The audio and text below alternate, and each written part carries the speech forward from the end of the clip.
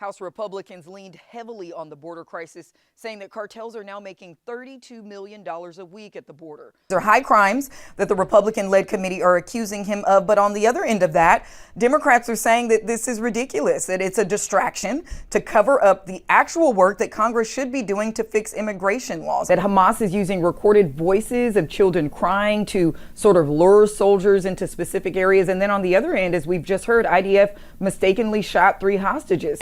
I had Haley at 54% and Trump at 45%, but now I'm learning that as of the last few minutes, 7% of the votes are counted, and it looks like Donald Trump is up 1,500 votes. So she's still planning to move forward in this race, but it looks like Donald Trump is still leading in the polls, guys. Yeah, Ashonti, it's interesting because this race now goes to the next primary in South Carolina, of course, Haley's home state. But switching gears a little bit to the Democrats, President Biden and the vice president were campaigning in Virginia today on abortion rights. That's expected to be a focus of this campaign. But do you think this really could help Biden's chances at the polls in November?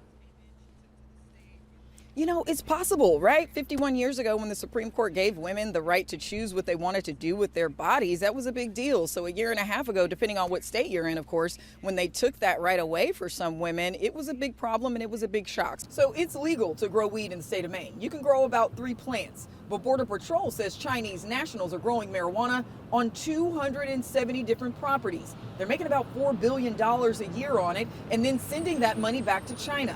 A growing problem that city leaders are now looking into. I mean, what we're seeing in legal states is that the black market for marijuana continues to beat the legal market. Mexican cartels have been the top dog of black market marijuana trade in the U.S., according to the Washington Post. But now Chinese nationals have quietly built a billion-dollar operation, showing up with suitcases full of cash to buy farmland in marijuana-friendly states, according to drug policy experts like Luke Neferratos, saying suburban homes are now being transformed into illegal grow houses. I think there's a lot of concerns here as far as how states are regulating marijuana and how illegal cartels and other actors are taking advantage.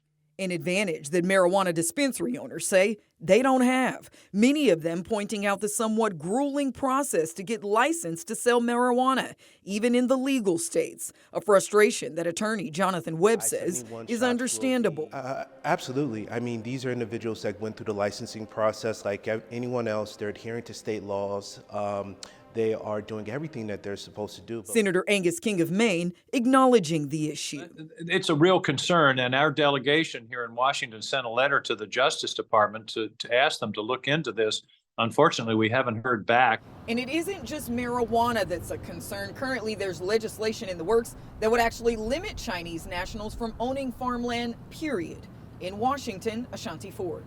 OnlyFans, designer clothing, trips to the Hamptons, even Botox. All things that Congressman George Santos is accused of spending campaign dollars on. And while some feel he does deserve his day in court, others say he needs to go.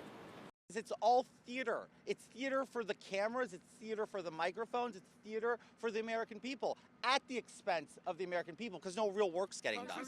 Congressman George Santos of New York's 3rd Congressional District responding to his fellow Republican colleagues' desire to give him the boot after the House Ethics Committee found substantial evidence that Santos violated federal election laws and House rules by using campaign funds for personal use. If I leave, they win. If I leave, the bullies take place. This is bullying.